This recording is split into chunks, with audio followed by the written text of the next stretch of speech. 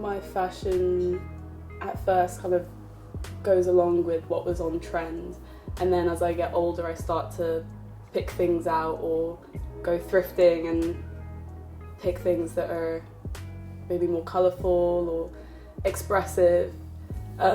If you look at my wardrobe, most of it isn't black because I like my fashion to kind of show how I've come into myself, as in me explicitly wanting to wear bold colours and avoiding dark colours is kind of like me saying, hey, like I'm confident now, I'm confident enough to go out and wear all these bold colours, and I'm happy and I'm joyful and all those words.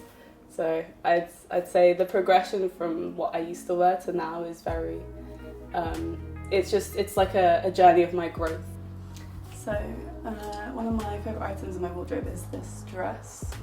It's more shrunk and a bit tattered in some places than it was when I bought it, just because I don't wash it properly. Like it used to be like a maxi that kind of went really like onto the floor basically.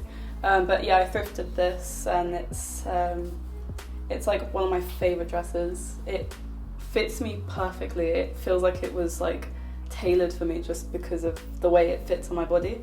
And the colours, like the orange and the reds and stuff, I feel like are very representative of me, and I like the kind of summery vibes of it as well. I will buy a lot of secondhand clothes because I find that, one, I like how secondhand clothes, they've got like a story with them, like you don't know who's worn them, like it's quite like, it's an interesting sort of thing, and also they're from a different time, like they've probably had a life longer than you've lived, and I just think that's pretty cool.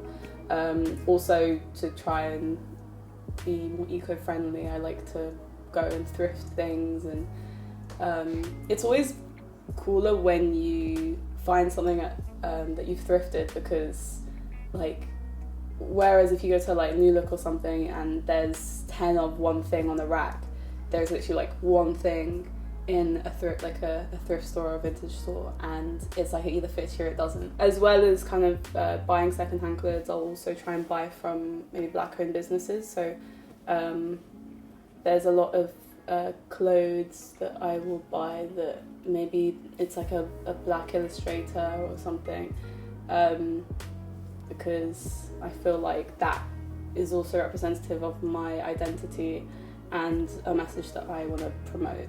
So I also have a t-shirt in here.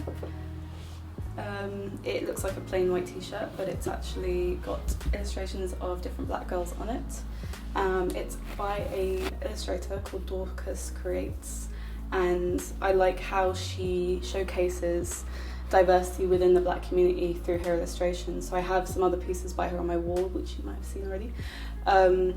But yeah, just basically demonstrating how different everyone can look, all the different hairstyles, the features, accessories, and all sorts. And yeah, I really enjoy this t-shirt.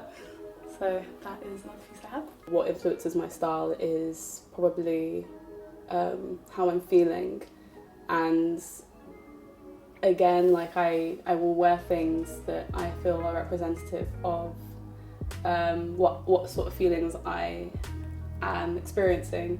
And so I associate bold, bright colours and yellows, and I wear a lot of yellows and oranges because I feel like I am at a place in my life where my emotions are quite steady, and like when I was younger, obviously when you're a teenager you go through all sorts of emotions, but I feel like now I've come into myself so much more that yeah, my feelings are like my feelings influence my style.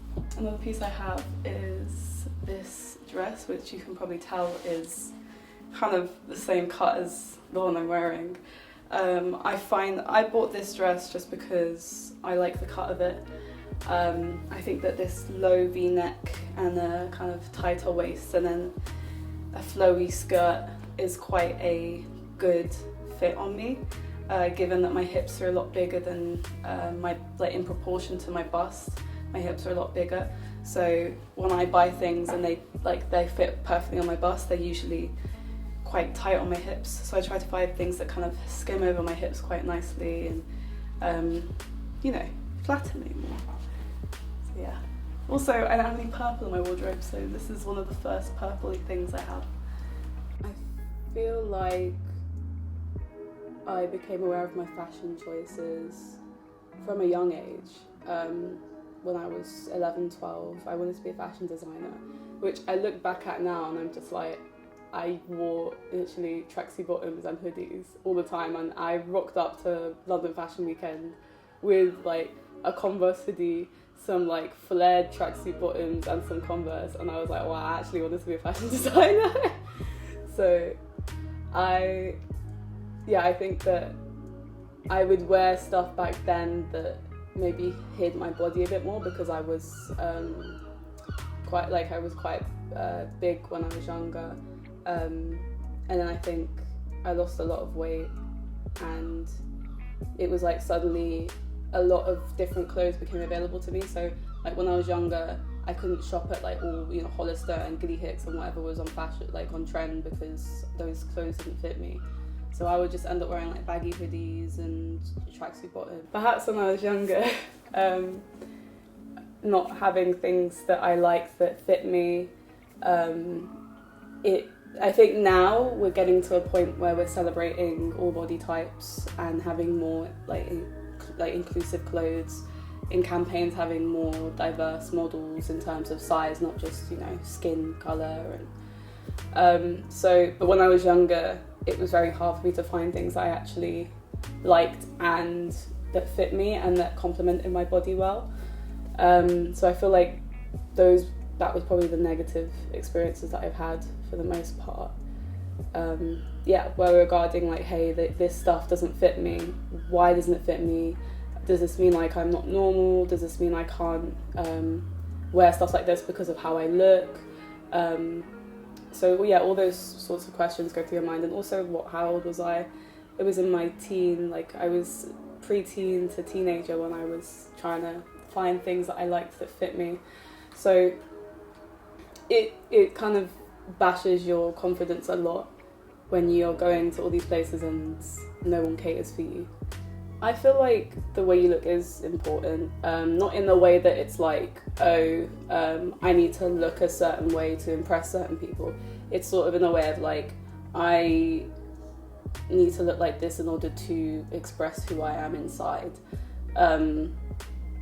Anyone can just go and see, what Kardashians are wearing and just emulate that, or see what, I don't know, something on Pretty Little Thing is wearing and just wear that because everyone else is doing it. But I think that when you kind of look inside yourself and then you're like, oh damn, like this is actually what I enjoy wearing and this is how I'm going to style myself, and it's not just like you looking at other people and constantly trying to copy what they're doing. I think it's important because it shows who you are, and whenever you look at someone, like you can say, oh, you look at the content of their character, but the first thing you see when you see someone is like how they look, and you are always going to automatically have a judgment, a preconceived judgment before you know who they are. And so it doesn't mean that, hey, I have to wear all these expensive things or I have to make sure I like dress nicely. It doesn't necessarily mean that. I think it's just the way you hold yourself can also,